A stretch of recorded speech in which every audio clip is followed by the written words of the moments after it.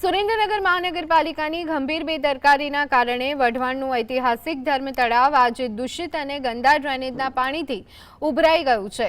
જે તળાવના કિનારે વઢવાણ સ્ટેટ દ્વારા ક્યારેક હવા ખાવા માટે ભવ્ય હવા મહેલ બનાવાયો હતો। આજે એ જ તળાવમાં આખા વિસ્તારનું ગંદુ પાણી છોડી અને તેને નર્ક જેવું બનાવી દેવાયું। નવાઈની વાત તો એ છે કે તળાવના બ્યુટિફિકેશનના નામે તંત્રે કરોડો રૂપિયા આંધ્યા, પણ વાસ્તવિક સ્થિતિ વધુ બદતર બની। તળાવમાંથી આવતી અસહ્ય દુર્ગંધના કારણે આજુબાજુની 10 થી વધુ સોસાયટીઓના રહીશો ત્રાહિમામ પોકારી ઉઠ્યા છે અને વિસ્તારમાં મોટો રોગચાળો ફાટી નીકળવાની દહેશત વર્તાઈ રહી છે।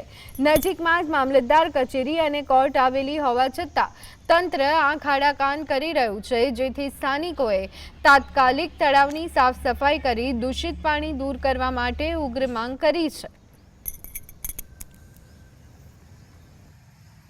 હવા મહેલની અંદર જે અત્યારે હેરિટેજના માટે મોટા મોટા શો કરે છે એટલે કરોડો રૂપિયાની ગ્રાન્ટ આવે છે અને જે જગ્યાએ પૈસા વાપરાય એની જગ્યાએ આ ગંદકીમાં પૈસા વાપરે એવી પરિસ્થિતિ ઊભી થઈ છે। તો અમારું કહેવાનું એટલું છે કે તળાવને પહેલાં સાફસૂફ કરાવો અને પછી જે કંઈક પાછળ બગીચો હાઈ ક્લાસ છે, બગીચાની અંદર સુવિધા